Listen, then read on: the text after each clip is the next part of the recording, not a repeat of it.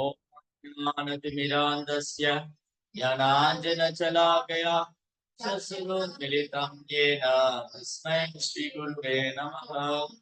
श्रीचैतन्य मनोभीष्टं स्थापितं येन भूतले स्वयं रूप गदामह्यं ददाति स्वपदान्तिकं वान्देकं श्रीगुरु श्रीयुगपदकमलं श्रीगुरु वैष्णवां च श्रीरूपं सकृजातं सगगण रघुनाथान्वितं सजीवं साद्वैतं सावधूतं परिजनसहितं कृष्ण चैतन्य देवं श्रीराधा कृष्ण पादा सगगण ललिता श्रीकृष्ण च नमो विष्णुपादाय कृष्ण प्रेष्ठाय भूतले श्रीमदे भक्ति वेदांत स्वामी नामिने नमस्ते सारस्वती देवे गौरवाणी प्रचारिणे विशेष शून्यवादी भास्वदेशतारिणे नमो विष्णुपादाय कृष्ण प्रेष्ठाय भूतले श्रीमदे भक्ति सिद्धांत सारस्वती नामिने वृषभानुदेवी दैताय कृपाते कृष्ण संबंध प्रभुवे नमः आदर्योज्जल प्रेमाति श्री रूपान्तवन्दिता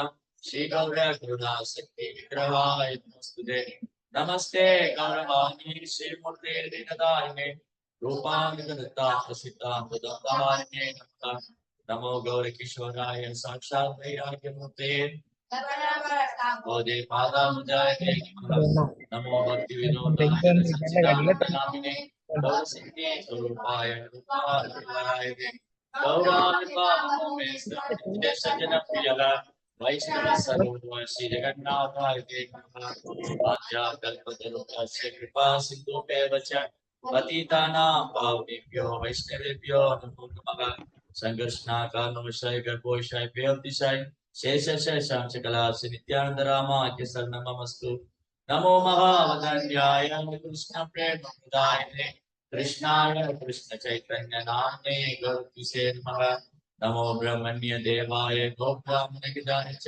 जयन्ताय कृष्णाय गोविन्दाय नमो नमः नीलाचल निवासाय नित्याय परमात्मने बलभद्राय सुभद्रभ्यां श्री जगन्नाथाय ते नमः जयदां सुरदा बन्धो मम मन्दरमति गति सर्वस्य पदाम्बोजो श्रीमन्ता मधुमो दिव्य वृन्दावनस्तु श्रीमद्राधा शीलभक्ते केशाय सेव्य स्मरामि श्रीमान् रासरसारम्ये वंशीवरसिनः हर्षं वेणु स्वनैवेद्यं शिवोपिनाथः श्रीस्तु नमः हे कृष्ण करुणा सिन्धो दीनबन्धो जगत्पते गोपेश गोपिका कान्त राधा कान्त नमस्तुते तप्त काञ्चन गौराङ्गी राधे वृन्दावनेश्वरी वृषभानुसुते देवी प्रणमामि हरिप्रिये कृष्णाय वासुदेवाय देवकी नन्दनाय च नन्दगोपकुमाराय गोविन्दाय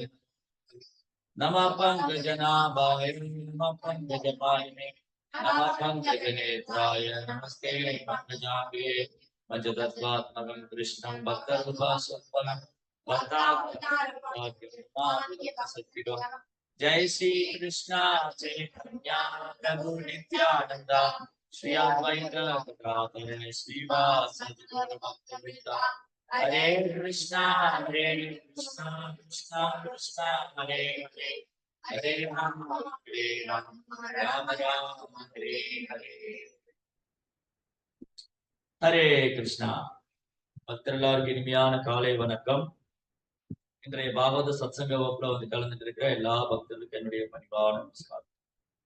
ஸ்ரீமத் பாகவதம் 2ஆம் ஸ்கந்தம் 8வது அத்தியாயம் பரீட்சித் மகாராஜோடைய கேள்விகள். இன்னைக்கு படிக்கிற ஸ்லோகம் வந்து 7 மற்றும் 8. யத்ததாது மதோ பிரம்மன் தேகாரம்போஸ்ய தாதுபிஹி யத்ருச்சயா ஹேதுநாவா பவந்தோ ஜானதே யதா.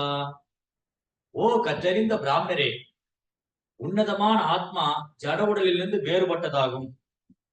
அவர் தனது உடலை தற்செயலாக பெறுகின்றாரா அல்லது ஏதேனும் சில காரணத்தினால் பெறுகின்றாரா? இதை தாங்கள் அறிந்திருப்பதால் அன்புடன் இதை விளக்கி அருள வேண்டுகிறேன். ஆசித்யத் உதராத்மம் லோக சம்ஸ்தான லக்ஷணம் யாவானயம் அவயம் வை புருஷ யத்தாவயவை பிரதக் தாவானசாதிப ப்ரோக்தஹ சம்ஸ்தாவயவயானிவ. யாருடைய வயிற்றிலிருந்து தாமரை தண்டு முளைத்ததோ அந்த பரமபுருஷர் பகவான் அவரது சுய மனோபலத்திற்கும் அளவிற்கும் ஏற்ற ஒரு பிரம்மாண்டமான உடலை பெற்றிருப்பாரே ஆனால் பின் அவரது உடலுக்கும் சாதாரண ஜீவராசி உடலுக்கும் உள்ள வேறுபாடு என்ன? அப்போ ரொம்ப முக்கியமான ஸ்லோகம். இந்த ஸ்லோகத்துக்குள்ள போறதுக்கு முன்னாடி சில கேள்விகளை நம்ம கேட்கணும். சில கேள்விகளை கேட்டாதான் இந்த ஸ்லோகத்தோடைய முக்கியத்துவம் என்னன்னு நமக்கு புரியும். நம்ம வாழ்க்கையில கேள்விகள் நிறைஞ்சிருக்கணும் எப்பவுமே. உண்மையிலே எல்லாருடைய வாழ்க்கையில கேள்விகள் நிறைஞ்சுதான் இருக்கு. ஒரு வியாபாரி என்ன கேள்வி கேட்கிறாரு? இன்னைக்கு எங்க போனா எனக்கு எவ்வளவு லாபம் கிடைக்கும்? என் வியாபாரத்துல எங்க போனா நிறைய லாபம் சம்பாதிக்கலாம்? ஒரு பறவை கூட கேள்வி கேட்குது. காலையில எந்திரிச்சோடனே 5 மணிக்கு சூரிய உதயம் வெளிச்சம் வர ஆரம்பிச்ச உடனே பறவை எல்லாம் கத்தின்னு போகுது. பறவையும் அதோட பாஷையில கேள்வி கேட்குது. எனக்கு எங்க உணவு கிடைக்கும்? எங்க கூடு கட்டலாம்? எங்க உடல் உறவு கொள்ளலாம்? எப்படி இன்பமா வாழலாம்? அதுவும் கேள்வி. இப்ப கேள்வி கேட்கறது பறவைகளுடைய வாழ்க்கையில இருக்கு, விலங்குகளோட வாழ்க்கையில இருக்கு, மனிதனுடைய வாழ்க்கையில இருக்கு. என்ன சாப்பிடலாம் இன்னைக்கு காலையில என்ன சமைக்கலாம்? காலையில எழுந்திரிச்சோடனே கேள்வி, இன்னைக்கு என்ன சமைக்கலாம்? இன்னைக்கு சண்டே பீஸ்டுக்கு என்ன சமைக்கலாம்? கேள்வி. வாழ்க்கை முழுவதும் கேள்வி நிறைஞ்சுதான் இருக்கு. ஆனா நிறைய பௌதிகமான கேள்வி நிறைய இருக்கு, ஆன்மீகமான கேள்வி இருக்கு. இந்த பௌதிகமான கேள்வியை விட முக்கியமானது ஆன்மீகமான கேள்வி. அதுல ஒருத்தர் முதல்ல என்ன கேள்வி கேட்கணும் அப்படின்னா, ஆன்மீகத்துல இந்த கேள்விக்கு பதில் தேடணும். ஃபர்ஸ்ட் அதாதோ பிரம்ம ஜிக்ஞாசா. பிரம்மம் என்றால் என்ன? பிரம்மம் என்றால் என்ன? இந்த மாதிரி கேள்விக்கு பதிலு எப்ப கிடைக்கும்? பிரம்மம்னா என்ன? ஆன்மீக குரு. அப்போ ஒருத்தர் எப்போ ஒருத்தருக்கு குரு அவசியமாகிறாரு? அடுத்த கேள்வி பாருங்க. இன்னைக்கு கிளாஸ் பூரா கேள்வியா தான் இருக்கு. எப்போ ஒருத்தர் குரு அவசியமாகிறாரு? என் வாழ்க்கையில நான் என்ன முடிவு எடுக்கணும்? எது சரி, எது தப்பு, எது தர்மம், எது அதர்மம், நான் யாரு, நான் செய்ய வேண்டிய கடமை என்ன, இந்த மனித வாழ்க்கை எனக்கு எப்படி கிடைச்சது? இந்த மாதிரி கேள்வி தான் ஃபர்ஸ்ட் கொஸ்டின். அதாதோ பிரம்மம் என்றால் என்ன? இந்த கேள்வி எல்லாம் கேட்கும் போதுதான் இந்த மனித வாழ்க்கை நம்ம பயன்படுத்தி. மனித வாழ்க்கை எப்ப தொடங்குதுன்னா அதாதோ பிரம்ம ஜிக்ஞாசா. பிரம்மம் என்றால் என்னன்னு கேட்கறது. அப்போ ஒருத்தருக்கு எப்போ ஆன்மீக குரு அவசியமா இருக்கிறாரு? கார்பண்ய தோஷோ பிரகத சுபாவா வித்யாம் தர்ம சமூன சேதாஹா யஷே இஷா நிஷிதம் ப்ரூஹி தன்மே சிஷ்யஸ்தேகம் ஸ்வாத்மம் துவாம் பிரபன்னம். அர்ஜுனன் எப்போ சரணாகதி பண்ணாரு கிருஷ்ணாட்ட? குழப்பம். இந்த யுத்தம் பண்ணலாமா வேண்டாமா, சரியா தப்பா, தர்மமா அதர்மமா, உயிர்களை கொல்றது சரியா தப்பா, இவங்க எல்லாம் சஜனா, என்னுடைய சொந்தக்காரங்க, என் நண்பர்கள், என் மாமன்மார்கள், என் மைத்துனர்கள், இவங்க எல்லாம் கொல்லலாமா? இது மாதிரி சோ மெனி கொஸ்டின்ஸ். பகவத்கீதை முழுவதும் கேள்வி பதில், பாகவதம் முழுவதும் கேள்வி பதில், உபநிஷதங்கள் முழுவதும் கேள்வி பதில், புராணங்கள் முழுவதும் கேள்வி பதில். அப்போ எப்போ ஒருத்தர் குரு தேவைப்படுறாரு? எனக்கு குழப்பத்துல இருக்கும் போது. இந்த உலகத்துல குழப்பத்திலே இல்லாத ஆள் யாரா இருக்காங்களா? எனக்கு குழப்பமே கிடையாது, தெளிவா இருக்கு.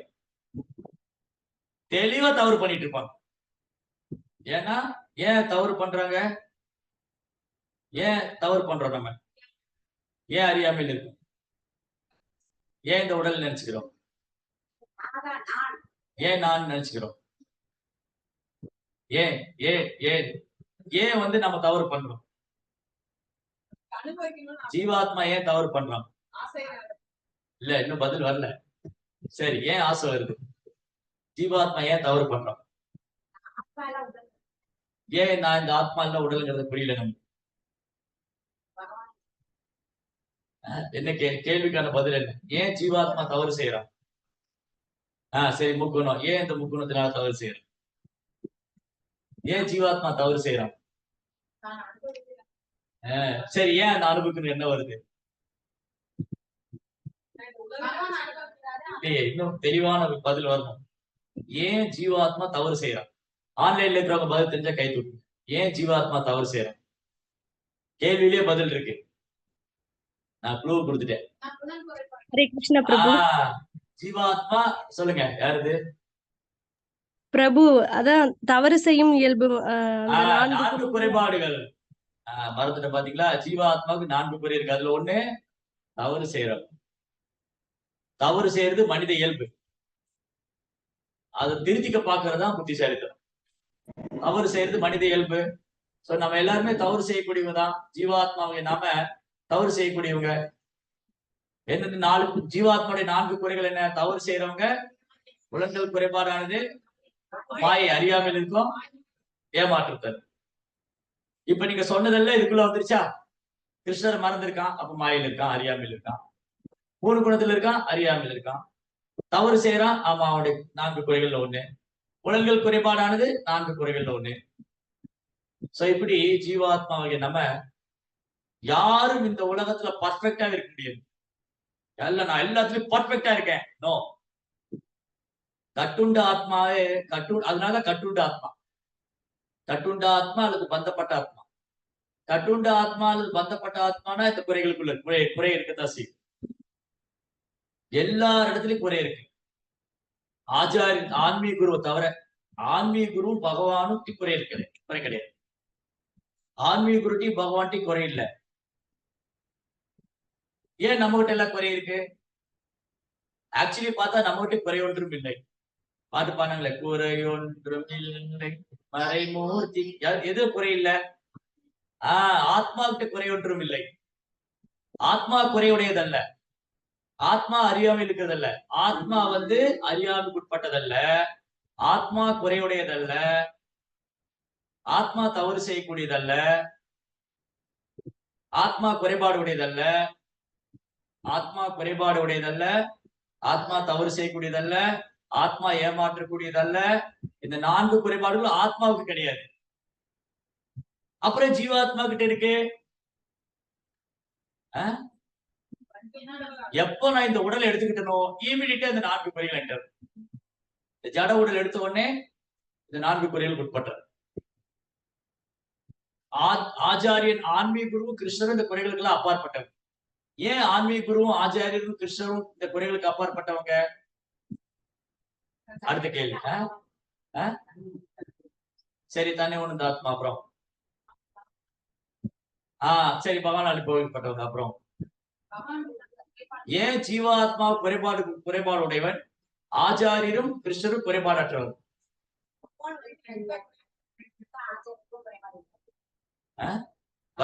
ஆன்லைன்ல இருக்கிறவங்க கை தூக்கலாம். ஏன்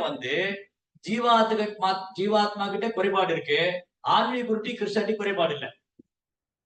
ஏன்? சரி, பூர்ணமா. ஏன் பூர்ணமானவர்? ஏன் 3 குணத்துக்கு அப்பாற்பட்டவர்? ஏன் நித்திய சித்தர்கள்? ஏன் அவங்க உயர்ந்த ஆத்மா? ஏன் நம்ம தடுத்த சக்தி? ஏன் அவங்க உயர்ந்த ஆத்மா?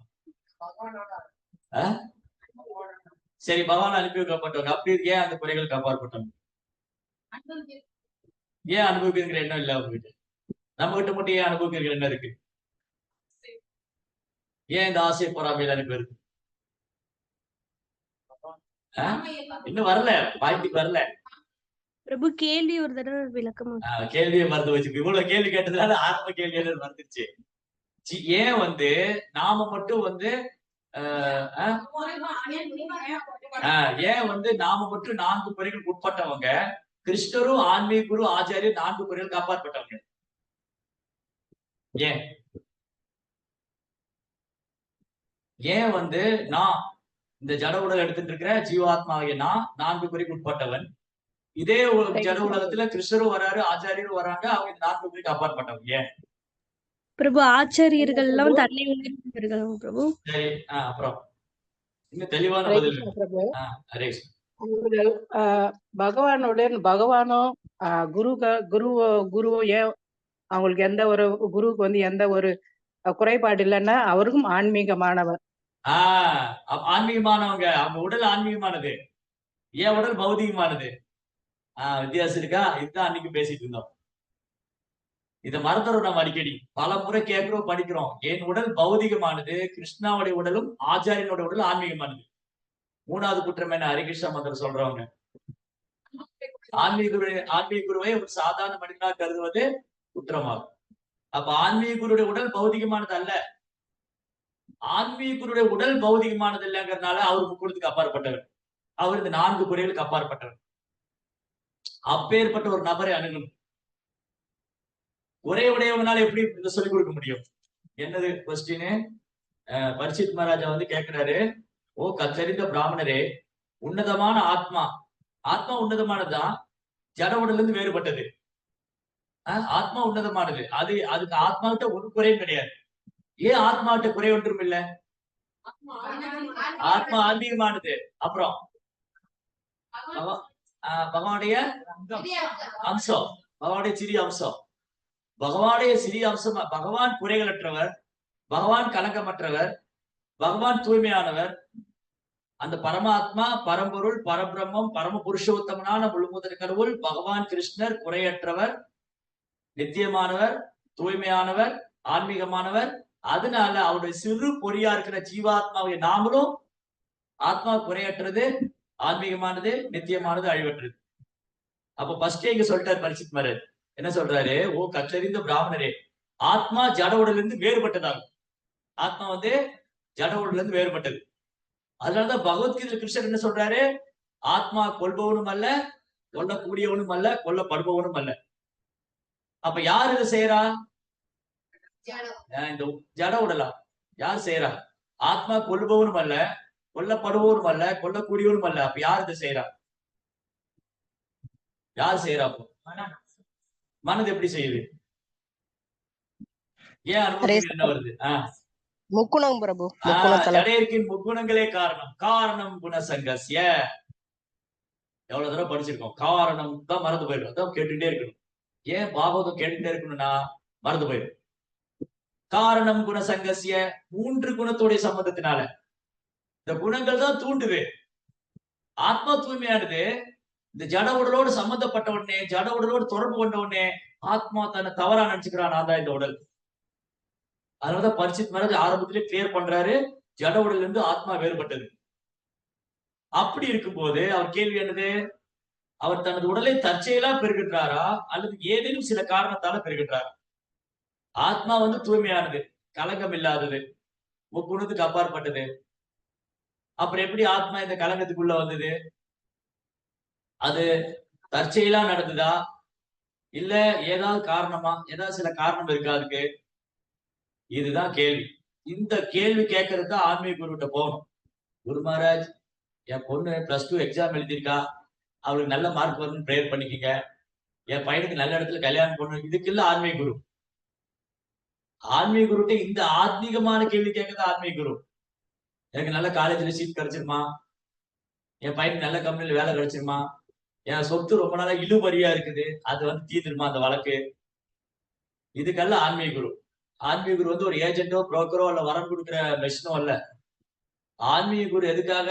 ஓம் அஜ்ஞான திமிராந்தஸ்ய ஞானாஞ்சன சலாகயா சத்சருன்மிலிதம் ஏன தஸ்மை ஸ்ரீ குருவே நமः. அறியாமையிலிருந்து நம்ம விடுவிக்கிறதுக்காக. அதாவது அர்ஜுனன் சொல்றாரு, கார்பண்ய தோஷம், என்னுடைய கருமித்தனத்தினால, என் பௌதிகத்தினால நான் இப்போ வந்து என்னை உண்மையை மறந்துட்டேன். எனக்கு ஒரே குழப்பமா இருக்கு. கார்பண்ய தோஷம் பிரகத சுபவம் விச்சாமித்தாம் தர்ம சமூக செய்த, எது தர்மம் எது அதர்மம் எனக்கு புரியல, குழப்பமா இருக்கு. அதனாலதான் தர்மத்தின் தத்துவத்தை உணர்றது அவ்வளவு ஈஸி இல்ல. தர்மசிய தத்துவம் நிகிதோ குஹாயா. தர்மத்தின் கொள்கை ரொம்ப ரொம்ப சூட்சமானது. எப்படி புரிஞ்சுக்க முடியும்? இந்த யுத்தம் பண்றது சரியா தப்பா? ஒரு சிலர் சொல்லுவாங்க எப்படி பண்ணலாம், அர்ஜுனன் தான் ஒரு சாதுவாச்சை, கொல்லக்கூடாது. ஒரு சிலர் சொல்லுவாங்க இல்ல இல்ல கொல்லலாம், அது கிருஷ்ணர் சொல்றாரு. அப்ப எப்படி நம்ம புரிஞ்சுக்கிறது? இது ரொம்ப ரகசியம், சூட்சமானது. தர்மசிய தத்துவம் நிகிதோ குஹாயா மகாஜனோ எனக்கு சபந்தாகா. மகாஜனத்தோட அடிச்சுவட்டி பின்பற்றணும். அதனாலதான் கிருஷ்ணர் அர்ஜுனன் யார் ரெக்கமெண்ட் பண்றாரு? கிருஷ்ணா வந்து அர்ஜுனன்ட்ட பகவத்கீதையில ஒரு மகாஜனத்தை ரெக்கமெண்ட் பண்றாரு, இவரை ஃபாலோ பண்ண அர்ஜுனா நீ. கிருஷ்ணரே ஒரு பக்தரை ரெக்கமெண்ட் பண்ணி அவர் அர்ஜுனனை ஃபாலோ பண்ண சொல்றாரு. ஜனக மகாராஜ். ஜனக ஜனக மகாராஜ். கர்ம கர்மை கர்மஜம் சம்சிக்தி ஆசித்த ஜனகாதேக லோகஸ்டங்கிரகமேவாபி. அர்ஜுனா, ஜனகனை போன்ற மன்னர்கள் மிக சிறப்பாக ஆட்சி பண்ணிருக்காங்க, ராஜரிஷியா இருந்திருக்காங்க. நீ அவனுடைய அடிச்சுவட்டை பின்பற்றணும்.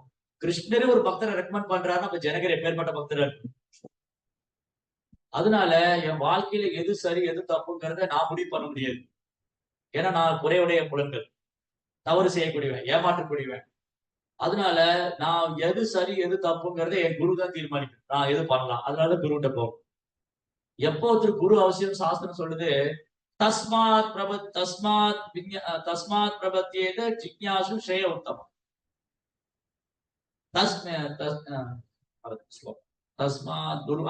தஸ்மாத் குரும் பிரபத்தியேத ஜிக்ஞாசு ஸ்ரேய உத்தமா. ஜிக்ஞாசுனா கேள்வி. என்ன கேட்கறது குருட்ட போய்? உத்தமா, உத்கத்தமா. இந்த வேர்டு பிரிக்கிற. உத்தமானா உத்கத்தமா. அறியாமையிலிருந்து எப்படி விடுபடுறது, பௌதிக உடல்ல இருந்து எப்படி விடுபடுறது, புலன்ப வாழ்க்கையில இருந்து எப்படி விடுபடுறது, ஜட உலகத்துல இருந்து பற்றுல இருந்து, இதுதான் குருட்ட போய் கேட்கும். தஸ்மாத் குரு எனவே, தஸ்மாத்னா எனவே, எனவே குரு ஏன் குரு அவசியம் வந்திருக்கு? ஜிக்ஞாசு ஸ்ரேய உத்தமா. கிருஷ்ணரை பத்தி கேட்கணும், ஆன்மாவை பற்றி கேட்கணும், பரமாத்மாவை பற்றி கேட்கணும். அதுக்குதான் குரு. குரு மகாராஜ் என்ன பிளஸ் பண்ணுங்க, எனக்கு இந்த வியாதி குணமாயிடணும். இதெல்லாம் அப்ப என்ன லெவல் இருக்கும்? நம்ம ஆரம்ப நிலையில இருக்கும். ஆன்மீக குருட்ட போய் ஆசீர்வாதம் வாங்கிட்டா என்னுடைய நோய் குணமாயிரும். ஆன்மீக குருட்ட போய் ஆசீர்வாதம் வாங்கிட்டா என் பையனுக்கு நல்ல வாழ்க்கை கிடைச்சிடும். இதெல்லாம் பிகினிங் ஸ்டேஜ். ஆனா உண்மையில ஆன்மீக குரு எதுக்காக? நம்மளை அறியாமையத்தை விடுவிக்கிறதுக்காக, கிருஷ்ணாட்ட திரும்ப அழைச்சிட்டு போறதுக்காக. தஸ்மாத் குரு பிரபத்தியேத ஜிக்ஞாசு ஸ்ரேய உத்தமா. யஷ தேவே பராபக்திர் யதா தேவே ததா குரு. எப்போ குரு ஆன்மீக குருவுடைய தாமரை திருப்பாதத்தை எப்போ ஒருத்தர் சரணடைகிறாங்களோ உடனடியா உங்களுக்கு வேதத்தின் ரகசியம் எல்லாம் தானா வெளிப்படுத்தப்படும். வேதத்தின் ரகசியம் என்னது? வேதேச சர்வே ரகமே வேதோ வேதாந்த கிருத் வேதம். வேதங்களால் அறியப்பட வேண்டியவர் கிருஷ்ணா. வேதங்களை முற்றிலும் அறிந்ததும் கிருஷ்ணா. வேதங்களை தொகுத்ததும் கிருஷ்ணா. வேதங்களை தொகுத்ததும் கிருஷ்ணா. அதனால ஒருத்தர் ஆன்மீகருடைய தாமரை பாதம் சரண். சோ அதுக்கு பெஸ்ட் எக்ஸாம்பிள் பரீட்சித் மகாராஜ். பரீட்சித் மகாராஜாவுக்கு எதுவுமே போய் கேட்க வேண்டிய அவசியம் இல்ல. ராஜ்யம் இருக்கு, அரண்மனை இருக்கு, எல்லாமே இருக்கு. அவர் அதை விட்டுட்டு வந்து கேட்கிறார். நம்ம அது இல்லையே ஏங்கிட்டு இருக்கிறோம். ஐயோ எனக்கு வீடு இல்ல, எனக்கு பங்களா இல்ல, எனக்கு கார் இல்ல, எனக்கு ராஜ்யம் இல்ல, ஒண்ணும் இல்ல. இதையெல்லாம் திறந்துட்டு வந்து உட்காந்து கேள்வி கேட்கிறாரு. இதெல்லாம் திறந்துட்டு வந்து விட்டுட்டு போட்டு வந்து கேள்வி கேட்கிறாரு. நம்ம எதுக்காக ஏங்கிட்டு இருக்கிறோமோ, எது கிடைக்கலன்னு ஆசைப்படுறோமோ, பெயர், புகழ், பதவி, சொத்து, இதெல்லாம் தூக்கி போட்டு வந்து கேள்வி கேட்கிறாரு. என்ன கேள்வி அது? இந்த மாதிரி ஆத்மா உடல்ல இருந்து வேறுபட்டது. அந்த மாதிரி ஆத்மாவுக்கு உடல் தற்செயலா கிடைச்சுதா? சும்மா ஏதோ தற்செயலா இந்த உடம்பு கிடைச்சிருச்சா? அல்லது ஏதேனும் சில காரணத்தினால கிடைச்சதா? என்ன காரணம்? ஏன் ஆத்மாக்கு இந்த உடல் கிடைச்சது? கொஞ்ச நேரத்துக்கு முன்னாடி என்ன பேசணும்? ஏன் ஆத்மாக்கு இந்த உடல் கிடைச்சது?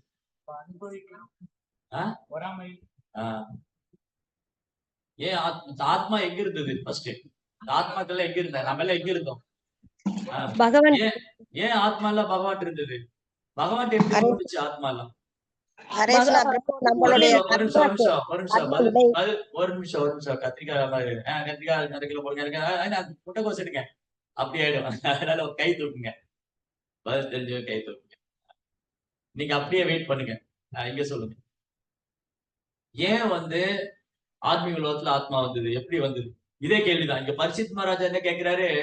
பரீட்சித் மகாராஜா கேள்விக்கு முன்னாடி சில கேள்வி இருக்கு. அந்த கேள்வி கேட்டாதான் இந்த கேள்விக்கு பதில் புரியும் நமக்கு.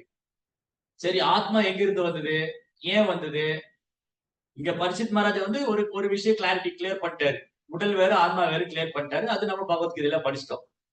உடல் வேறு ஆத்மா வேறு. உடலுக்கு ஆத்மாக்குள்ள வேறுபாடு என்னது? எல்லாரும் சொல்லிடுவோம். ஒரு 7-8 பாயிண்ட். என்னென்னது? உடல் அழியக்கூடியது, ஆத்மா அழிவற்றது.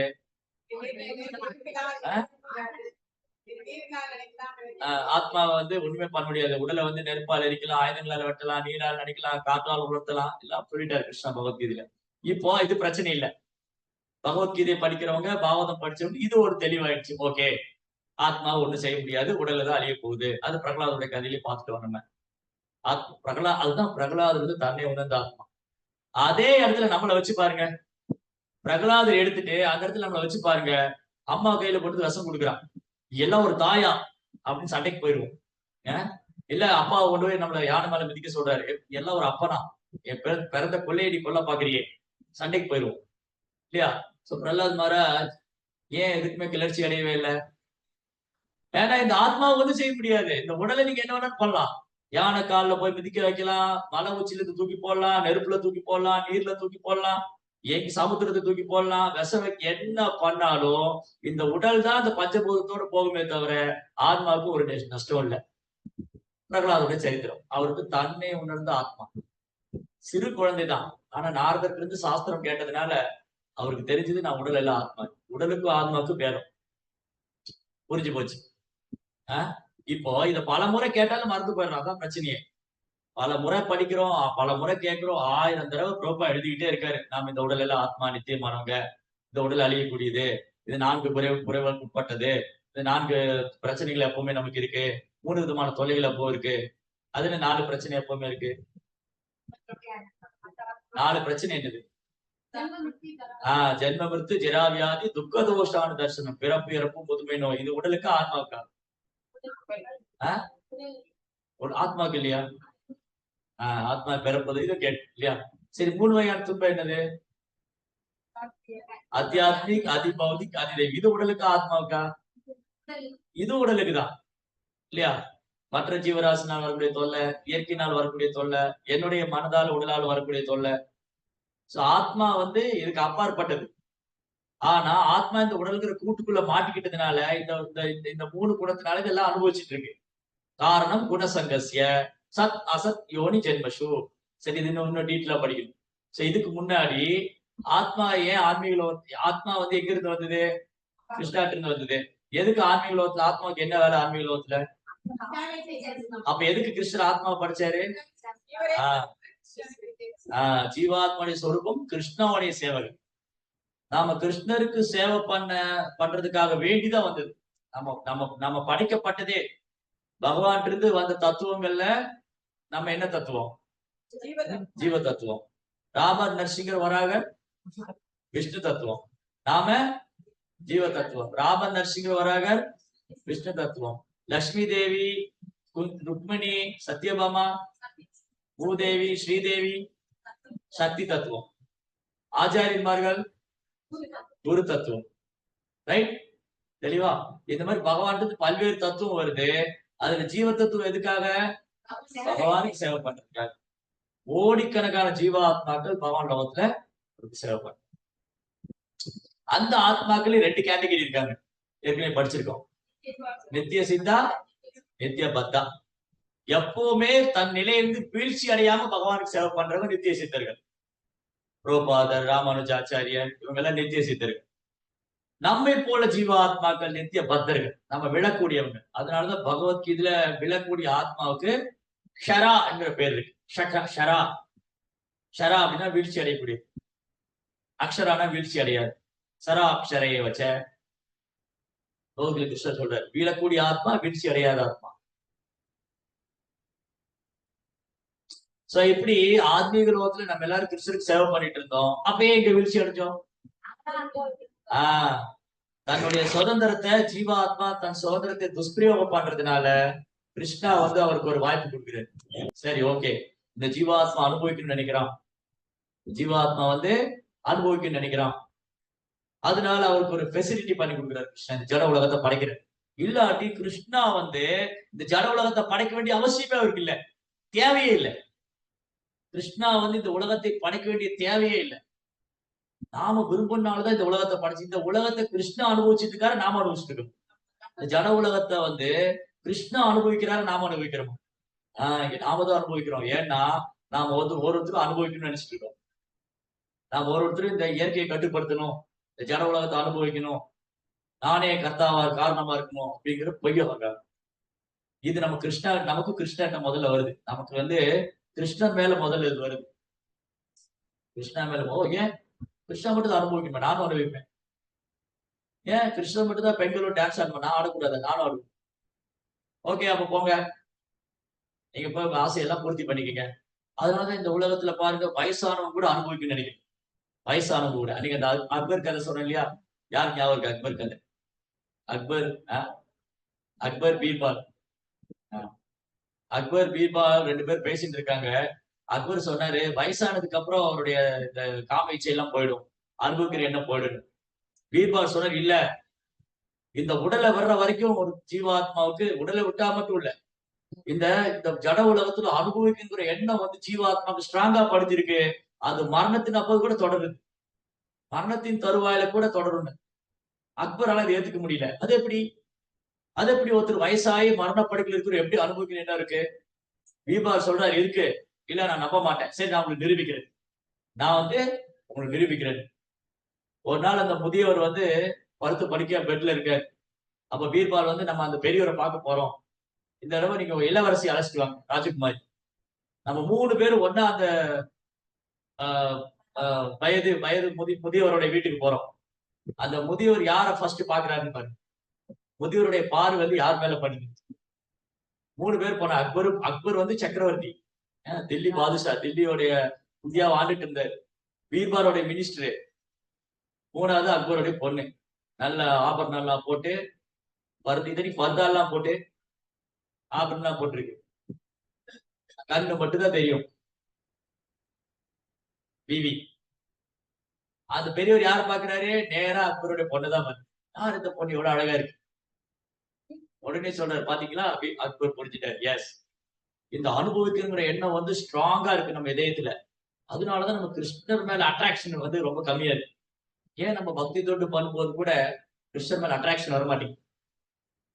ஜட உலகத்துல பெரும்பாலும் கிருஷ்ணரே மறந்து போயிருக்கோம், அட்ராக்ஷனே இல்லை கிருஷ்ணர் மேல. ஏன்னா இந்த மாதிரி கலங்கம் வந்து ஸ்ட்ராங்கா இருக்கு.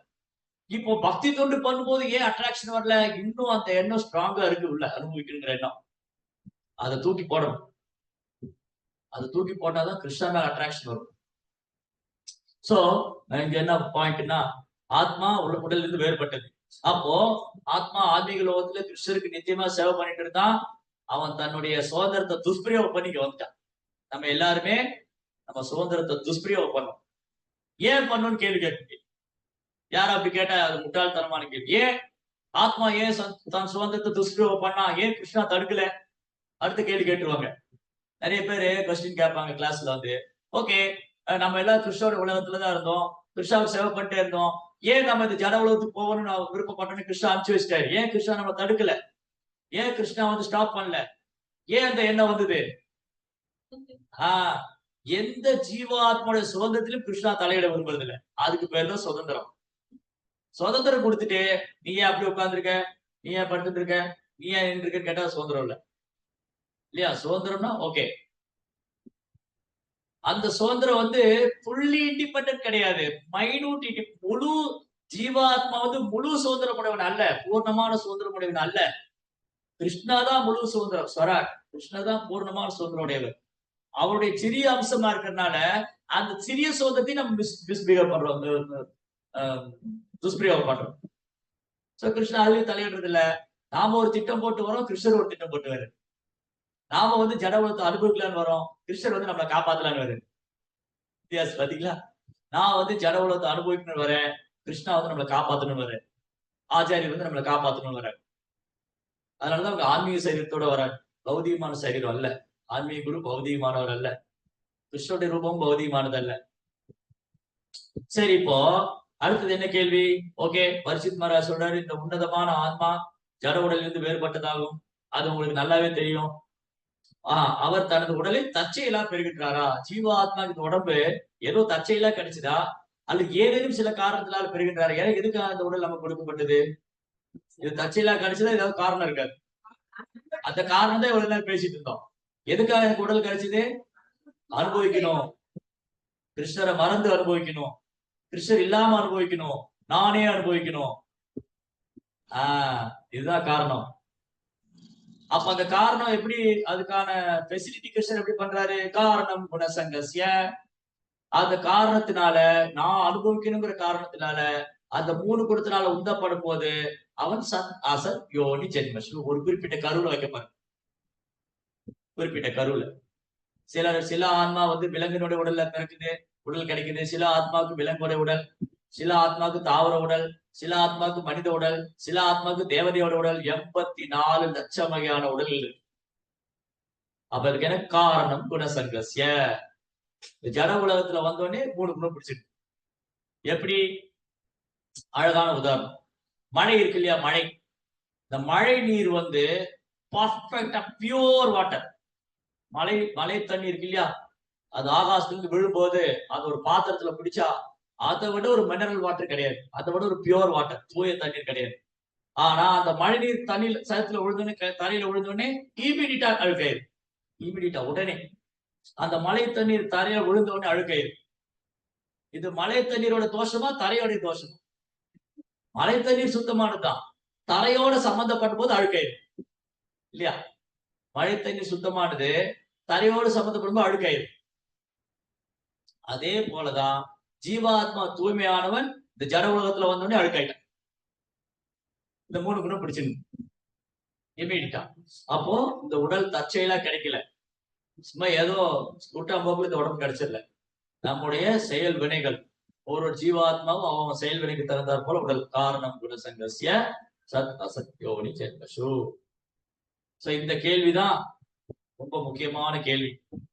இது ஆன்மீக குருவிட்ட கேட்க வேண்டிய கேள்வி. இதை தாங்கள் அறிந்திருப்பதால் அன்புடன் இதை விளக்கி அருள வேண்டும். இதை நீங்க தான் எனக்கு விளக்கி சொல்லணும்.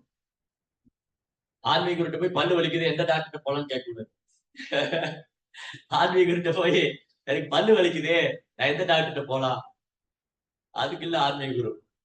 ஆன்மீக குருவானவர் நமக்கு ஆத்மீக ஞானம் போடுறதுக்காக. அவர் குருவோட வேல்யூ, குருக்குன்னு ஒரு வேல்யூ இருக்கு. அவர் தொட்டதெல்லாம் போயிட்டு முக்கியமானதெல்லாம் கேட்க விட்டாச்சு. முக்கியமானதெல்லாம் கேட்க விட்டு தேவையில்லாதெல்லாம் போய் குருட்ட கேட்குறது. சில்லி கொஸ்டின்ஸ் எல்லாம் அப்படி கேட்க கூடாது. சோ தத்வித்தி பிரணிபாதேன பரிப்பிரஷ்னேன சேவையம். ஃபர்ஸ்ட் வேர்டு தத்வித்தி. தத்வித்தின்னா என்னது? அந்த ஞானம் வேணுமா? ஆத்மா பற்றி ஞானம் வேணுமா? கிருஷ்ணனை பற்றிய ஞானம் வேணுமா? கிருஷ்ண தத்துவத்தை புரியுமா? பிரணிபாதேன பரிப்பிரஷ்னேன சேவை. ரொம்ப பணிவா அடக்கமா ஆன்மீக குருவை தேர்ந்தெடுத்து சேவை பண்ணி அவர்கிட்ட இருந்து கேட்கணும். குணத்தில் பகவான் ஜீவராசி மொத்த தன்மையுடையவர்கள் என்பது பகவத்கீதையிலிருந்தும் பாகவத்திலிருந்தும் அறியப்படுகிறது. பகவத்கீதையிலிருந்தும் பாகவத்திலிருந்தும் ஜீவாத்மாவும் பகவானும் குணத்தால் ஒன்றுபட்டவர்கள். கிருஷ்ணர்கிட்ட என்னென்ன குணம் இருக்கோ அது நம்ம கிட்டே இருக்கு. கிருஷ்ணா நித்தியமானவர், நானும் நித்தியமானவர். கிருஷ்ணா ஆன்மீகமானவர், நானும் ஆன்மீகமானவர். கிருஷ்ணா ஆனந்தமானவர், நானும் ஆனந்தமானவர். எல்லாமே கிருஷ்ணர் இருக்கிற குணங்கள்லாம் என்கிட்ட இருக்கு. பந்தப்பட்ட நிலையுள்ள ஜீவராசி ஜட உடனே தொடர்ந்து மாற்றத்துக்கு இலக்காகியுள்ளான். இதற்கு காரணம் என்ன? ஏன் நான் உடல் மாறிக்கிட்டே இருக்கேன்? அப்போ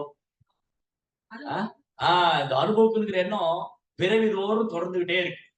இதை மறந்து போய் நான் குணத்தால் கிருஷ்ணரோடு ஒன்றானவன், அளவில் வேறானவன், நான் கிருஷ்ணனுடைய அம்சம், நான் கிருஷ்ணனுடைய சேவகன், இதை மறந்து போய் ஜீவாத்மா பந்தப்பட்ட வாழ்க்கையில மேலும் மேலும் புனரபி ஜனனம் புனரபி மரணம் புனரபி ஜனனி ஜடரே சயனம் இது சம்சாரமா இப்படி சுத்திட்டே இருக்க. அப்படியே சுத்திட்டே இருக்கு ஆள் அவரை இல்லாம. அப்ப இங்க என்னது?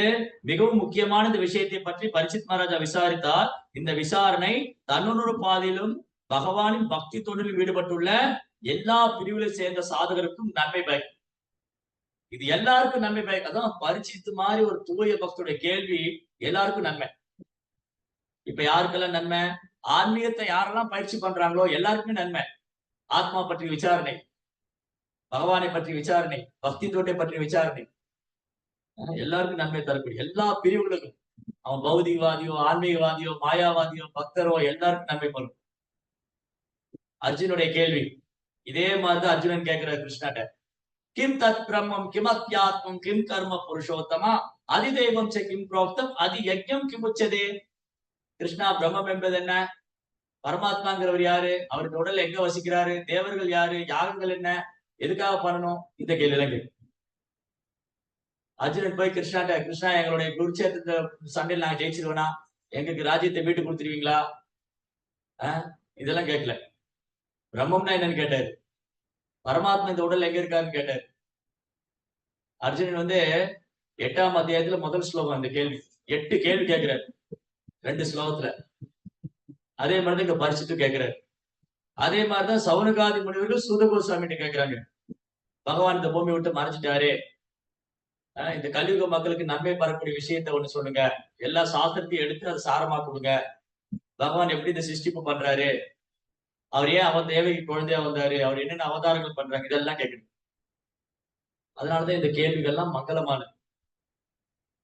அர்ஜுனுடைய கேள்வி, பரிஷித் மகாராஜோடைய கேள்வி, சவுனகாதி முனிவருடைய கேள்வி, விதுரருடைய கேள்வி, யுதிஷ்ட மகாராஜோடைய கேள்வி, இவங்க எல்லா கேள்வியும் இந்த உலகத்துக்கே நன்மை தரக்கூடியது.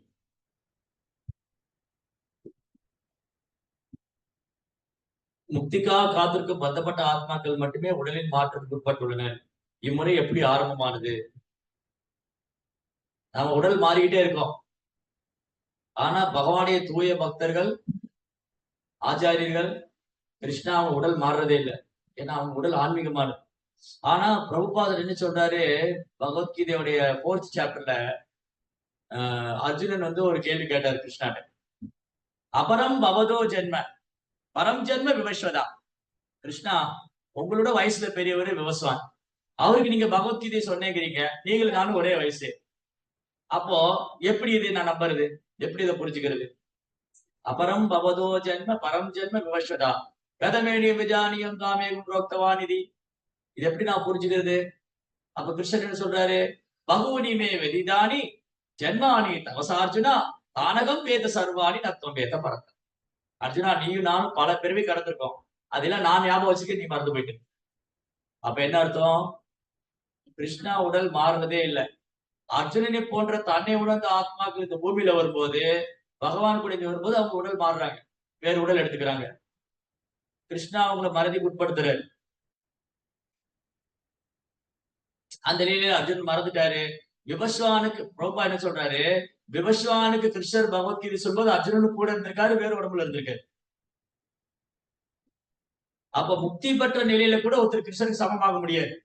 முக்தி பெற்ற ஆத்மாவா இருந்தா கூட ஜீவாத்மா முக்திக்கு பின்னு கூட தன் தனித்தன்மையை தொடருமே தவிர பகவானோடு ஒன்றாக முடியாது. பகவானுக்கு சமமா நாக்ஷமா அதிக சீதிஷதே, அவருக்கு சமமானவரும் அவரோட உயர்ந்தவர் யாரும் கிடையாது. சரி, அடுத்தது இந்த விசாரணைகள்லாம் ரொம்ப ரொம்ப இன்றியமையாதது. எப்போ ஆன்மீகம் தஞ்சமடைந்து இதை பற்றி அவரிடம் விசாரிக்க வேண்டும். இதுவே பக்தி தொண்டு முறையில் முதல் படி. ஃபர்ஸ்ட் ஸ்டெப்பே இதுதான். நம்ம ஃபர்ஸ்ட் ஸ்டெப்லயே தலையில காலை வச்சுக்கோம். ஆன்மீக குருட்ட போய் பௌதிகமா கேட்கணும், ஆன்மீக குருட்ட போய் பௌதிகமா கேட்கணும். ஆனா ஆன்மீக கேட்க வேண்டிய கேள்வி, இதுவே பக்தி தொண்டின் முதல் படி. பக்தி தொண்டில் உள்ள எல்லா குற்றங்களிலிருந்து விடுபடுவதற்கு இந்த விசாரணை இன்றியமையாததாகும். எல்லா குற்றங்களிலிருந்து விடுபடணும். என்னென்ன குற்றங்கள் எல்லாம் இருக்கு? கிருஷ்ணரோட நாமளும் ஒண்ணு நினைச்சிட்டு இருக்கிறது, நான் சுதந்திரமான நினைச்சிட்டு இருக்கிறது, நான் தனித்து செயல்படும் நினைக்கிறது, இந்த ஜட உலகத்தை அடைக்காலும், இதெல்லாம் குற்றங்கள். இந்த குற்றங்கள்லாம் களையப்படணும்னா ஆன்மீக கேட்கணும். என்னுடைய உண்மையான என்னுடைய ஒரிஜினல் கான்ஸ்டிடியூஷனல் பொசிஷன், என்னோட உண்மையான நிலை என்னன்னு கேட்கணும். அடுத்தது, இது ஒரு சீடரோட டியூட்டி. இவ்வளவு நேரம் பேசிட்டு இருந்தது ஒரு சீடனுடைய கடமை. ஒரு சீடனுடைய கடமை என்னன்னா, ஆன்மீக குருட்டு போய் ஆத்மீக விசாரணை பண்ணணும். ஆத்மான என்ன, பரமாத்மா யாரு, பௌதிக இயற்கை என்னன்னு. அடுத்தது குரு என்ன பண்ணணும், அதை சொல்லிக் கொடுக்கணும். அதை புரோபார்த்த சொல்ற பாருங்க. பரிஷித் மகாராஜா போல பக்தி தொண்டில் ஒருவர் நிலை பெற்றவராக இருந்தாலும் தன்னுணர்வு பெற்ற ஆன்மீக குருவிலிருந்து இவற்றையெல்லாம் ஒருவர் விசாரிக்க வேண்டும். ஆன்மீக குருவும் பக்தர்களால் கேட்கப்படும் எல்லா கேள்விகளுக்கும் விடையளிக்கும் வகையில் நன்கு கற்றுணர்ந்தவரா இருக்க வேண்டும். சும்மா ஏதோ ஒரு சாமிஜி வந்தாரு, அவர் திடீர்னு சாமிஜி ஆயிட்டாரு, அவர் கடவுள் ஆயிட்டாரு, அவங்ககிட்ட இருந்து கேட்டா இருக்கிறது பைத்தியம் ஆயிடும். இருக்கிற கொஞ்ச நெஞ்ச பக்தியும் போயிடும். இருக்கிற கொஞ்ச நெஞ்ச பக்தியும் மாயாவாதி பாஷி சுனிலை போய் சர்வநாஸ். கிருஷ்ணரை புரிஞ்சு கொள்ளாதவங்க, கிருஷ்ணர் ஒரு சாதாரண மனிதரா நினைக்கிறவங்க, கிருஷ்ணருடைய உடலை பௌதிகமா இருக்குன்னு நினைக்கிறவங்கள கிட்ட போய் கேட்டா இருக்கிற பக்தியும் போயிடும். அப்ப இதுல எக்ஸ்பர்ட்டா இருக்கணும். அவர் ஆன்மீக குரு நானா சாஸ்திர விசாரணைக்க நிபுணோ சத்கர்ம சம்ஸ்தாபகோ. நானா சாஸ்திர விசாரணைக்க நிபுணோ, எக்ஸ்பர்ட். நிபுணா மீன் எக்ஸ்பர்ட். ஒரு ஆன்மீக குரு பகவத்கீதா, பாகவதம், இதிகாச புராணங்கள்ல தேர்ச்சி பெற்றவரா இருக்கும்.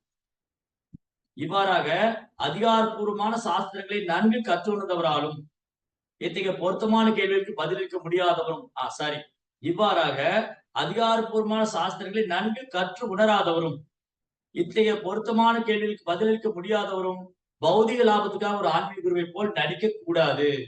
நீங்க நிறைய பேர் அந்த மாதிரி இருக்காங்க. இங்க நிறைய பேரு நடிக்கிறாங்க. நான் வந்து தீட்சை கொடுக்குறேன், நான் குரு ஆயிட்டேன், நான் கடவுளை உணர்ந்துட்டேன், நான் அந்த யோகா சொல்லி கொடுக்குறேன், இந்த கிரியா சொல்லி கொடுக்குறேன், எனக்கு அந்த முத்ரா எல்லாம் தெரியும். அப்படி நடிக்க கூடாது. ஒருவனால் தன் சீடனை விடுவிக்க முடியாது என்றால் அவர் ஒரு ஆன்மீக குருவின் பொறுப்பை ஏற்பது சட்டவிரோதம். சட்டவிரோதமே சொல்லிட்டு ரொம்ப அகேன்ஸ்ட் லாஸ் ஆஃப் நேச்சர், இயற்கையின் சட்டத்துக்கு எதிரானது. ஏன்னா இவர் என்ன ஆவாரு, ஒருவர் வந்து தன் சீடனை விடுவிக்க முடியாது, ஒரு ஆன்மீக குருவானவர் தன் சீடனை பிறப்பு இறப்பிலிருந்து விடுவிக்க முடியாதுன்னா அந்த குருவின் பொறுப்பை ஏற்பது சட்டவிரோதம். ஏன்? அவங்க கிருஷ்ணாட்டுக்கு ரொம்ப தூரம் நம்மளை கொண்டு போயிடும். கிருஷ்ணாட்டுக்கு பிரிக்கிறது அவங்க வேலையே. போகஸ் குரு, போகஸ் குருமார்கள், போலி குருமார்களுடைய வேலை என்னது? கிருஷ்ணாவை குழி தோண்டி பதைக்கிறதா. கிருஷ்ணாவே கிடையாது, நீதான், உனக்குள்ளேயே கிருஷ்ணர் இருக்காரு. நீ நான் கிருஷ்ணர் ஆயிட்டேன், நீ ஒண்ணுதான், நீயும் கிருஷ்ணர் ஆயிடலாம். அப்புறம் கிருஷ்ணர் வெளியில் இல்ல, உனக்குள்ளேயே தேடு. இந்த மாதிரி பதட்டக்கூடிய மண்டல்களை நிறைய இருக்கு. அந்த மாதிரி ஆட்டு கேட்கக்கூடாது. அவங்க சமுதாயத்துக்கு பெரும் தொந்தரவு தான். சமுதாயத்துக்கு பெரும் தொந்தரவு. அடுத்து என்னது?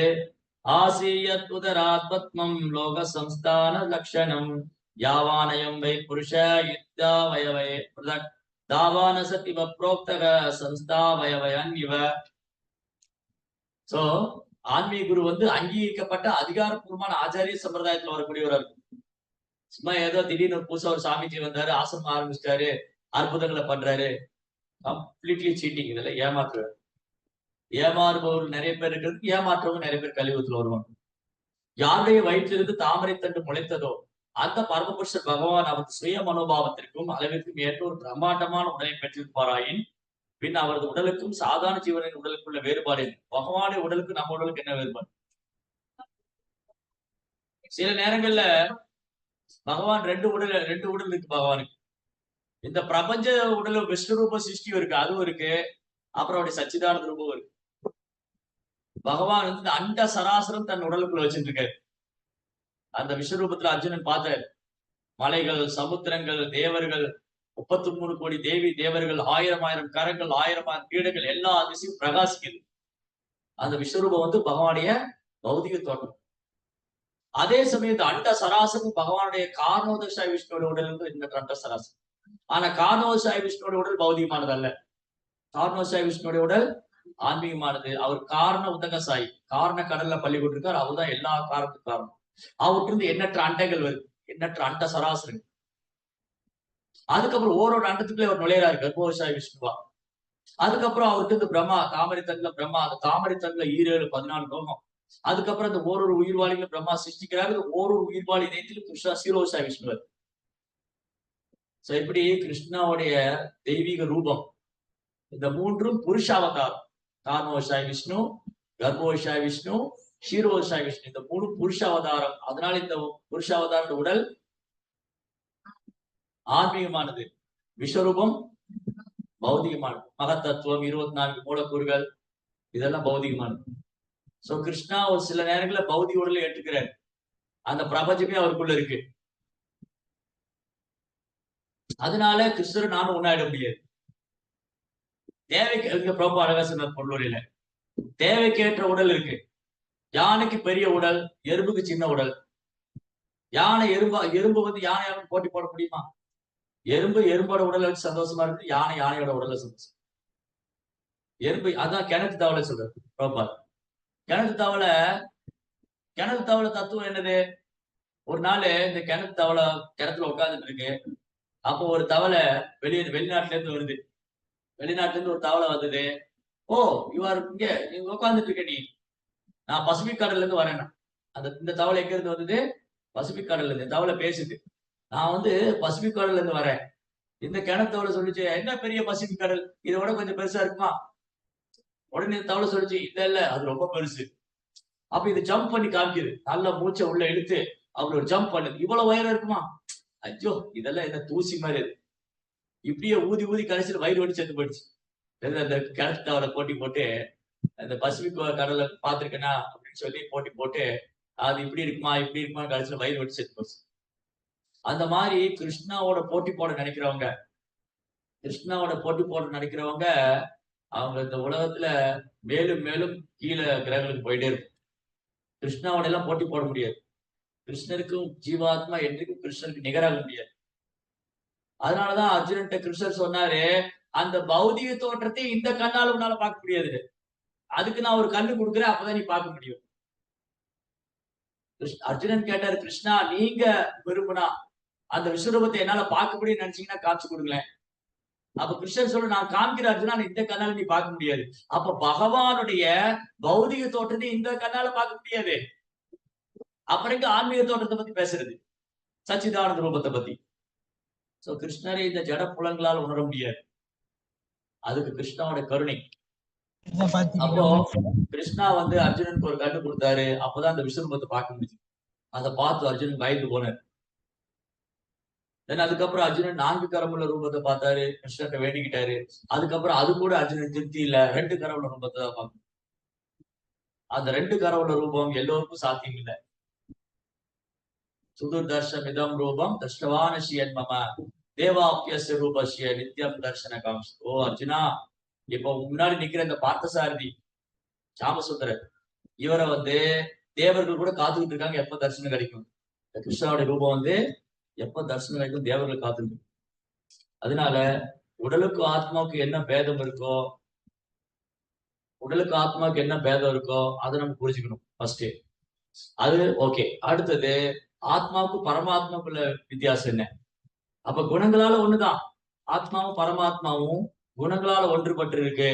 ஆனா அளவுல வித்தியாசம் இருக்கு. அவர் பரமாத்மா, நான் அணுவாத்மா. அவர் பரபிரம்மம், நான் குட்டி பிரம்மம். அவர் விபு ஆத்மா, நான் அணு ஆத்மா. ஒரு நாளும் ஜீவாத்மா கிருஷ்ணருக்கு சமமாயிட முடியாது.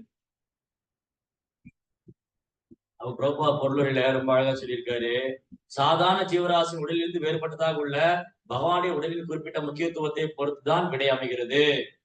அது என்ன நோக்கத்துக்காக பகவான் ரூபம் எடுக்கிறாரு அப்படிங்கிற அதோடைய முக்கியத்துவத்தை நம்ம தெரிஞ்சுக்கணும். இல்லாட்டி நம்மளுடைய மனக்கற்பனை எல்லாம் பண்ணிலாம் கிருஷ்ணாவோட ரூபத்தை புரிஞ்சுக்க முடியாது. கிருஷ்ணாவுடைய உருவத்தை வந்து மனக்கற்பனை செய்தோ இல்ல தத்துவ விசாரணை செய்தோ புரிஞ்சுக்கூடியது அல்ல. கிருஷ்ணரே வெளிப்படுத்தினாதான், அல்லது ஆன்மீக குரு ஆச்சாரியர் வெளிப்படுத்தணும், அப்பதான் புரிஞ்சுக்க முடியும். அதனால இந்த ஜட கலங்கங்கள் இருக்கிற வரைக்கும், ஜட கலங்கம் இருக்கிற வரைக்கும் நம்ம வந்து கிருஷ்ண பக்தியில கிருஷ்ணரை முழுமையா புரிஞ்சுக்க முடியாது. நான் சரணாகதி பண்ணிட்டேனே, நான் சாண்டிங் பண்றேன், நான் தீட்சையெல்லாம் வாங்கிட்டேன், ஆனா ஜட கலங்கத்திலிருந்து விடுபட்டு இருக்குமா? முழுமையா சரணாகதி பண்ணிட்டோமா? பரிசித் மகாராஜா மாதிரி, பிரகலாத் மகாராஜா மாதிரி இல்ல. அப்ப இதுல இருந்து வழிய வரணும். நம்ம என்ன பண்றோம், நம்ம சுத்தி ஒரு வட்டம் போட்டுக்கிட்டு நம்ம நிறைய காரணம் சொல்லிட்டு இருக்கோம். இந்த காரணம் அந்த காரணம், இதெல்லாம் முடிஞ்சா நான் வந்துருவேன், இது ஒரு நாள் நடக்க. பரிசித் மகாராஜா வந்து என் குடும்ப பொறுப்பெல்லாம் முடிச்சுட்டு அப்புறம் நான் வரேன் நினைச்சா நடக்க போறேன். பரிசித் மகாராஜா இமிடியட்டா தன்னுடைய வீட்டை திறக்கிறார். 7 நாள் தான் இருக்க போறேன்னு தெரிஞ்சது. அப்புறம் எதுக்கு எனக்கு இந்த குடும்ப வாழ்க்கை? இமிடியட்டா திறக்கிறார், தூக்கி போட்டு வர. பரத மகாராஜா இந்த உலகத்துக்கு சக்கரவர்த்தியா இருந்தார், இமிடியட்டா தூக்கி போட்டார். கிருஷ்ணா மேல உள்ள அன்பு. சோ கிருஷ்ணா மேல எனக்கு ஈர்ப்பு எவ்வளவு இருக்கோ அதை வச்சுதான் எனக்கு சரணாகதி இருக்கு.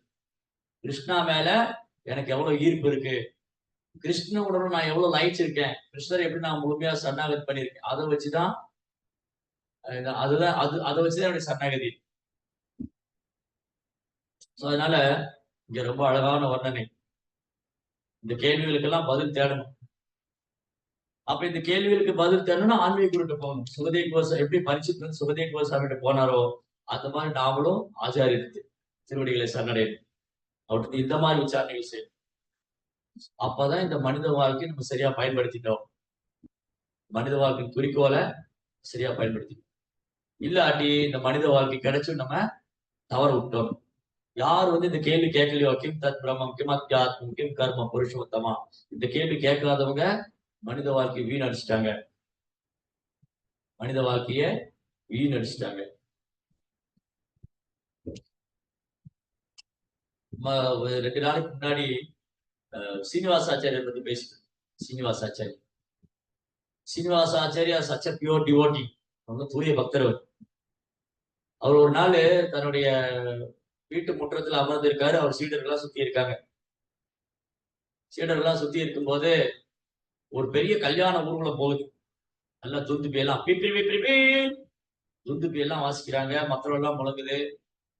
ஒரு கல்யாண ஊர்வலம். ஒரு புது மணப்பெண்ணும் மாப்பிள்ளையும் 2 பேரும் பல்லக்குல போறாங்க. Very well settle family. அப்போ சீனிவாஸ் அப்படின்னு பார்த்துட்டு இருக்காரு. கேட்கிறாரு, என்ன அந்த ஒரு ஊர்வலம் போகுது? சீடர்கிட்ட கேட்கறாங்க, என்னது இது? ஓ, அவரா? Is a very well scholar. பெரிய பண்டிதர் அவரு. ராமச்சந்திரா நல்ல உயர்ந்த பிராமண குலத்தில் பிறந்த பெரிய பண்டிதர் அவர். ஓ, இசி. அவர் கல்யாணம் பண்ணி போறாரு. கல்யாணம் முடிச்சுட்டு போறாங்க. அவங்க ஊருக்கு பொண்ணு வீட்டுல இருந்து மாப்பிள்ளை அழைச்சிட்டு போறாங்க. மாப்பிள்ளை வீட்டுக்கு பொண்ணை கூட்டிட்டு போறாங்க. பல்லக்குல உட்கார்ந்துட்டு இருக்காரு. அப்ப சீனிவாசாச்சாரியர் பாக்குறாரு. அப்படியே இந்த ஊர்வலம் அவங்க கிராஸ் பண்ணி போகுது. அந்த தெரு முற்றத்துல, அவங்க வீட்டு முற்றத்துல உட்காந்துருக்காங்க. அந்த ஊர்வலம் கிராஸ் பண்ணி போகும்போது அந்த மணமகனுடைய காது குடுக்குற மாதிரி சொல்றாரு, என்ன பௌதிக வாழ்க்கை, புலன்பம், கல்யாணம், குடும்பம், சமுதாயம். ஜீவாத்மா பாருங்க எப்படி கிருஷ்ணரை மறந்திருக்க. ஜீவாத்மா தன் வாழ்க்கையின் குறிக்கோளை உணராம, தன் வாழ்க்கையின் லட்சியம் தெரிஞ்சுக்காம, புலன்பம் அனுபவிக்கிற எண்ணம் ஸ்ட்ராங்கா இருக்க மனசுல. அதனால பெரிய ஊர்வலம் என்ன, ஆடம்பரமான வாழ்க்கை என்ன, பெண்களோட சங்கம் என்ன, இதெல்லாம் சொல்றாரு. காது பல்லக்குல உட்காந்து கேள்வி என்ன சொல்றாரு. அன்னைக்கு ராத்திரி பூரா யோசிச்சுட்டே இருக்காரு. ஏன், என்னது கேள்வி கேள்வி கேட்கிறாரு. நான் ஏன் இல்லற வாழ்க்கையில இருக்கேன்? நான் ஏன் புலன்பு அனுபவிக்கிறேன்? ஏன் என்னுடைய உண்மையான நிலை என்ன? இதுக்கான காரணம் என்ன கேள்றாரு. அடுத்த நாள் காலையில சீனிவாசாச்சாரிய தாமரை பாதம் நமஸ்காரம் பண்றாரு. அரியனை உங்க சீடரை ஏத்துக்கங்க, எனக்கு சொல்லிக் கொடுங்க. இந்த மனித வாழ்க்கையின் குறிக்கோள் என்ன, நான் என்ன செய்யணும்? சீனிவாசாச்சாரியா அவருக்கு தீட்சை கொடுத்து ஹரே கிருஷ்ண மந்திரம். இந்த மனித வாழ்க்கையின் லட்சியம் கிருஷ்ணரை அடையணும், கிருஷ்ணாவை திருப்திப்படுத்தணும், கிருஷ்ணனுடைய புலன்களை திருப்திப்படுத்தணும். நம்ம புலன்களை என்னைக்குமே திருப்திப்படுத்த முடியாது. கிருஷ்ணாவுடைய புலன்களை திருப்திப்படுத்தினா நம்ம ஆட்டோமேட்டிக்கா சந்தோஷமாயிடுவோம். அதனால நீங்க ஹரே கிருஷ்ணா மந்திரம் சொல்லுங்க. இது ஒன்றுதான் நம்மளை பிறப்பு இறப்பிலிருந்து விடுவிக்கும். இது ஒன்றுதான் நம்மளை பௌதிக பந்தத்திலிருந்து விடுவிக்கும். இந்த ஒன்றுதான் நமக்கு கிருஷ்ணர் மேல தூய அன்பு கொடுக்கும். ஹரே கிருஷ்ணா கிருஷ்ண கிருஷ்ணா ஹரே ஹரே, ஹரே ராம் ராம ராம் ஹரே ஹரே. அவர் டிவோட்டி ஆயிட்டார். ராமச்சந்திர கவிராஜ். ராமச்சந்திர கவிராஜ் ரொம்ப அழகா கிருஷ்ணரை பத்தி பாட்டுல எழுதியிருக்கு. சீனிவாசாச்சாரியோடைய வெரி டியர் டிசைபிள். அவர் நரத்தமதாஸ் அவரை பத்தி கேட்டுட்டே இருந்தார். சீனிவாசாச்சாரி நேற்று பேசிட்டு இருந்தோம் அந்த கதை. நரத்தமதாஸ் அவரை பத்தி கேட்டுட்டே இருந்தாரு. அதனால அவருக்கு நரத்தமதாஸ் அவரை பார்க்கணும், அவருடைய சங்கத்தில் இருக்கணும். நரத்தமதாஸ் அவரோட தூய பக்தர். दया करो श्री आचार्य प्रभु श्रीनिवासा, रामचंद्र संगा मारे नरोत्तमदासा. நரத்தமதாஸ் தாக்கூர் எப்ப எதுக்கு ஆசைப்படுறாரு? வீடு கட்டணும், குடும்ப குழந்தை குட்டிகளை ஆசைப்படல. ராமச்சந்திர கவிராஜோட சங்கம் எனக்கு கிடைக்கணும், சீனிவாச ஆச்சாரிய கருணை எனக்கு கிடைக்கணும். இதுதான் வைஷ்ணவருக்கு ஆசை இருக்கு. என்ன ஆசை? பக்தர் சங்கம் எனக்கு கிடைக்கணும், ஆச்சாரியனுடைய கருணை கிடைக்கணும். ராமச்சந்திர கவிராஜ் அவங்க அப்பா ரொம்ப பெரிய ஒரு பண்டிதர், ஸ்ரீகாந்தவாசி சிரஞ்சீவ சேனா. அவர் தாத்தா ஒரு பெரிய பிராமின் பண்டிட், தாமோதர கவிராஜ். தாமோதர கவிராஜோட பொண்ணுதான் சிரஞ்சீவ சேனா கல்யாணம் பண்ணிக்குவார். சிரஞ்சீவ சேனா யாரு? போச்சு. சிரஞ்சீவ சேனா யாரு? இப்படிதான் நரத்தமதாஸ் ஆகுறீங்க. இதுல சிரஞ்சீவி சேனா யாரு? ராமச்சந்திர கவிராஜோட அப்பா. தாமோதர கவிராஜ் யாரு? தாத்தா. ராமச்சந்திர கவிராஜோட தாத்தா. இந்த தாமோதர கவிராஜோடைய பொண்ணதான் சிரஞ்சீவி சேனா கல்யாணம் பண்ணிக்குவார். குழப்பமா இருக்குல்ல? தெரியும் உங்களுக்கு, புரியலன்னு எனக்கு நல்லது. ஏன்னா நிறைய ஆச்சாரியர் பேர் வந்தாச்சு. ராமச்சந்திர கவிராஜ் யாரு? சிரஞ்சீவி சேனோட பையன். ராமச்சந்திர கவிராஜ் யாரு? சிரஞ்சீவி சேனா. ஓகே, அது சொல்லியாச்சு. சிரஞ்சீவி சேனோட பையன். ராமச்சந்திர கவிராஜ் யாரு? சீனிவாசாச்சாரிய சீடர். ராமச்சந்திர கவிராஜ் யாரு? தாமோதர கவிராஜோடைய பேர். சோ தாமோதர் கவிராஜ் ஒரு பண்டிதர் இருந்தார். அவருக்கு ஒரு பொண்ணு. அந்த பொண்ணை வந்து சிரஞ்சீவி சேனாங்கிறவர் கல்யாணம் பண்ணி கொடுத்தாரு. சிரஞ்சீவி சேனா ஒரு வைஷ்ணவர், கிருஷ்ண பக்தர். கொஞ்ச காலத்துல சிரஞ்சீவி சேனா இந்த உடலை விட்டு பகவான் போயிடுவாரு. அப்போ அவங்க மனைவி, இந்த அம்மா பேர் மறந்துட்டேன், அவங்க வந்து அவங்க அப்பா வீட்டுக்கே வந்துடுவாங்க. பூதாரின்னு ஒரு கிராமம் இருக்கு வெஸ்ட் பெங்கால்ல, பூதாரி. இந்த பூதாரிங்கிற கிராமத்துல வந்து தங்கி இருக்காங்க. யாரு? ராமச்சந்திர கவியோட அம்மா. அம்மா வந்து அவங்க அப்பா வீட்டுக்கு போயிட்டாங்க. அங்க ஒரு கை குழந்தை, ராமச்சந்திர கவிராஜ் குழந்தையா இருந்தாரு. இந்த அம்மா கர்ப்பவதியா இருந்தாங்க, வயிற்றுக்கு ஒரு குழந்தை இருந்து. அந்த குழந்தை ரொம்ப நாளா வெளியில வரவே இல்லை.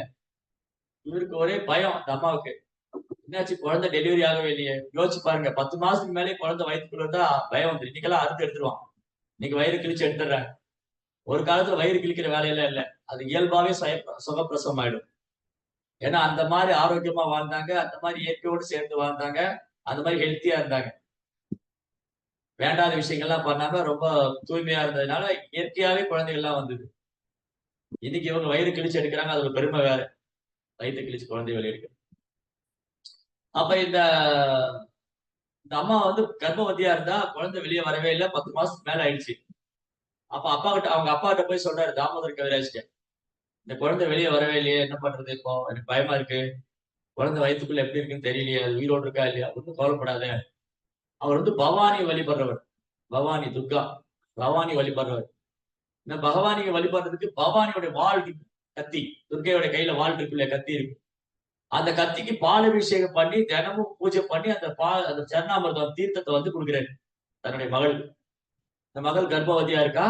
இந்த பவானிட்ட தினமும் பிரார்த்தனை பண்ணி அந்த கத்திக்கெல்லாம் அபிஷேகம். ஏன்னா அவர் வைஷ்ணவர் இல்ல, தாமோதர் கவிராஜ் வைஷ்ணவர் இல்ல. ஆனா இந்த குழந்தை, இந்த வயிற்றுக்குள்ள இருக்கிற குழந்தையோட அப்பா ஒரு வைஷ்ணவர். ஆனா அவர் இப்போ உடலை விட்டுட்டாரு. இப்போ என்னாச்சு, இந்த பவானியோட வாளுக்கு அபிஷேகம் பண்ணி அந்த தீர்த்தம் கொடுத்து சாப்பிட்டு அந்த குழந்தை பிறந்தது. அதனால பிறவிலிருந்து அந்த குழந்தைக்கு பவானி மேல அபரிவிதமான அட்டாச்மெண்ட், பற்றுதல். ஏன்னா இந்த அம்மாவுடைய கருணையில தான் எங்க அம்மா வயிற்றுல நான் வெளியில வந்தேன். அதனால அந்த கோவிந்தா அவர் பேர், கோவிந்தா. சோ கோவிந்தாவுக்கு என்னன்னா பவானி மேல ஸ்ட்ராங் அட்டாச்மெண்ட். பவானி உபாசகா, தேவியை பயங்கரமா வழிபடுவார். காலையில இருந்து ஆரத்தி பண்றது என்ன, ஸ்லோகம் படிக்கிறது என்ன, பூஜை பண்றது என்ன. இந்த கோவிந்தாவுடைய அண்ணன் தான் ராமச்சந்திரா. இப்ப ராமச்சந்திரா யாருடைய டிவோட்டி ஆயிட்டாரு, யாரோடைய சீடர் ஆயிட்டாரு? சீனிவாசாச்சாரியா. அப்போ ஒரு நாள் ராமச்சந்திரா வந்து அவங்க வீட்டுக்கு வர்றாரு. வந்து தன் தம்பி கோவிந்தாட்ட பேசுறாரு, கோவிந்தா, எனக்கு வந்து ஆச்சாரியன் குரு கிடைச்சிருக்காரு. என்னுடைய குரு வந்து இந்த கிரேட் சீனிவாச ஆச்சாரியா. அவர் சைத்தன்யமா அப்படியே சக்தியின் சொரூபம். அவரு ஒரு தூய வைஷ்ணவர் ஆச்சாரியர். நீயும் வந்து தீட்சை வாங்கிக்கோ, நான் உன் ஆச்சாரியத்தை கூட்டிட்டு போறேன். யார் சொல்றா? ராமச்சந்திர கவிராஜ். ஏன்னா இந்த மனித வாழ்க்கையின் குறிக்கோள் கிருஷ்ணர் அடையிறது. இந்த மனித வாழ்க்கையின் குறிக்கோள் கிருஷ்ணருக்கு சேவை பண்றது. இந்த மனித வாழ்க்கையின் குறிக்கோள் பகவானுடைய நாமத்தை உச்சரிச்சு தூய பிரேமம், கிருஷ்ண பிரேமம். ஹரே கிருஷ்ணா கிருஷ்ண கிருஷ்ணா ஹரே ஹரே, ஹரே ராம் ராம் ராம் ஹரே ஹரே. இது ஒன்றுதான். அதனால நீ விட்டுடு, இந்த பவானி வழிபடுறதை விட்டுட்டு என் கூட வா, நான் உன்னை சீனிவாச ஆச்சாரியத்தை கூட்டிட்டு போறேன், நீ தீட்சை வாங்கிக்கோ. அவர் சொல்றாரு, ராமச்சந்திரா, உனக்கு தெரியாதா, நான் குழந்தையில இருந்தே பகவானை வழிபட்டு இருக்கேன். பவானியோட அருளாலதான் நான் பிறக்கவே செஞ்சேன். எப்படி என்னால பவானி வழிபடுறதை நிறுத்த முடியும்? நிறைய பேர் சொல்லுவாங்க, இஸ்கான் வந்தோடனே நான் வந்து குலதெய்வ கோயில வழிபாடு காலகாலமா வழிபாடு பண்ணிட்டு இருக்கேன், அத்தை பூஜை பண்ணிட்டு இதெல்லாம் எப்படி பண்றது, சாமி கண்ணை குத்திராதா, அப்படிலாம் கதை விடுவாங்க. அப்படிலாம் ஒண்ணும் ஆக போகுது. என்ன ஆச்சு, கோவிந்தா சொல்றாரு, நான் இந்த மாதிரி பவானி வழிபாடு பண்ணிட்டு இருந்தேனப்பா, அதை எப்படி விட்டுட்டு வர்றது? அதெல்லாம் ஒண்ணும் இல்ல, பவானி எல்லாம் கோவிச்சுக்க மாட்டாங்க, நீ வா. இல்ல நான் வரமாட்டேன். போக மாட்டேங்கிறது. ராமச்சந்திரா கவிராஜ் பஸ்ல வந்து கூப்பிடுறாரு, நீ வா, நான் உனக்கு தீட்சை வாங்கி கொடுக்குறேன், குரு இருக்காரு, சேவை பண்ணு, பகவான்கிட்ட போயிடலாம். வரமாட்டேங்கிறது. ஆனா சின்சியரா பவானி வர்ஷிப் பண்றாரு. பௌதிக நோக்கம் இல்ல, பவானி மேல ஒரு நன்றி கடன். இந்த அம்மாவுடைய கருணையில தான் நான் பிறந்தேன்னு ஒரு நன்றி கடன். அதனால அவரால் அதை மறக்க முடியல. அப்ப அன்னைக்கு இரவு பவானி வராங்க. கோவிந்தாவுடைய கனவுல வர்றாரு. கோவிந்தா, நான் உனக்கு இது வரைக்கும் உண்மையான அனுகிரகம் பண்ணல, இப்பதான் உனக்கு உண்மையான அனுகிரகம் பண்ண போறேன், நீ போய் சீனிவாச ஆச்சாரிய தீட்சை வாங்கி. சைத்தன்ய மகாபிரபு பரம புருஷோத்தமனான முழுமுதற் கடவுள். சீனிவாசாச்சாரியா வைஷ்ணவத்தை பிரச்சாரம் பண்ணுங்க இந்த பூமியில தோன்றியிருக்காரு, உன்னதமான ஒரு தூய பக்தர். அவர் நீ குருவா எடுத்துக்கோ, இதுதான் அவனுக்கு கொடுக்கிற உண்மையான வரம். கோவிந்தா அடுத்த நாள் காலையில வந்து சீனிவாசாச்சாரிய தாமரை பாத்திரம் விழுந்த நமஸ்காரம் பண்ண. அப்ப கோவிந்தா மட்டும் இல்ல, சீனிவாசாச்சாரியா பூதாரி கிராமத்துக்கு வந்தார். பூதாரி கிராமத்துல வந்து கோவிந்தா அங்க இருக்கிற எல்லாருக்கும் சீனிவாசாச்சாரிய தீட்சை கொடுத்தாரு. எல்லாரும் வைஷ்ணவரான. ஹரே கிருஷ்ணா கிருஷ்ண கிருஷ்ணா ஹரே ஹரே, ஹரே ராம ராம ராம் ஹரே ஹரே. அந்த கோவிந்தா தான் பின்னாடி பெரிய ஆச்சாரியர் கோவிந்த கவிராஜ். ஸ்ரவண கீர்த்தன ஸ்மரண வந்தன பாத சேவன தசரே பூஜன சகிஜன ஆத்ம நிவேதன கோவிந்த தாசர பீலாசரே. கோவிந்த தாஸ் வந்தாச்சா? இந்த கோவிந்த தாசர் யாரு? பஜகுரேமன பாட்டு பாடின பஜகுரமன பாட்டு பாடின கோவிந்ததாசர் சீனிவாசாச்சாரியுடைய சீடர், ராமச்சந்திர கவிராஜுடைய சகோதரர். சோ இப்படி வாழ்க்கையினுடைய தத்துவம் என்ன நம்ம தெரிஞ்சுக்கணும் அப்படின்னா ஒரு ஆன்மீக குரு அணுகணும், ஒரு தூய பக்தர் அணுகணும். வேற எதுவுமே நமக்கு வாழ்க்கையில உதவாது. அது தேவதை வழிபாடாகட்டும், பௌதிக விஷயமாகட்டும், எதுவுமே நம்மளை வந்து பிறப்பிறப்பிலிருந்து விடுவிக்க. தூய பக்தருடைய சங்கம் அவங்க கிட்ட கேட்கறது, அவங்க வழிகாட்டுல ஃபாலோ பண்ணும்போது மட்டும்தான் இந்த மனித வாழ்க்கையின் குறிக்கோளை நம்ம உள்ள வர. கோவிந்தா வைஷ்ணவத்தை ஏத்துட்டு அவர் பெரிய ஆச்சாரியர் கவிராஜ், கோவிந்த கவிராஜ் பெரும் பண்டிதர், அழகழகா பாத்திரம் எழுதி கோவிந்த கவிராஜ், ராமச்சந்திர கவிராஜ். சோ இப்படி இந்த ஆச்சாரியருடைய அடிச்சு ஓட்டை பின்பற்றினால் அல்லாது நம்ம வந்து உடலுக்கு ஆத்மாக்குள்ள வித்தியாசம் என்ன? இப்போ ஒரு வேலை பிரபுபாதர் தோன்றாமல் இருந்தால் யார் நமக்கு சொல்லிக் கொடுத்துப்பா உடலுக்கு ஆத்மாக்குள்ள வித்தியாசம்? யாருமே. அப்ப நம்ம ஜீவனை யார் காப்பாத்திருப்பா?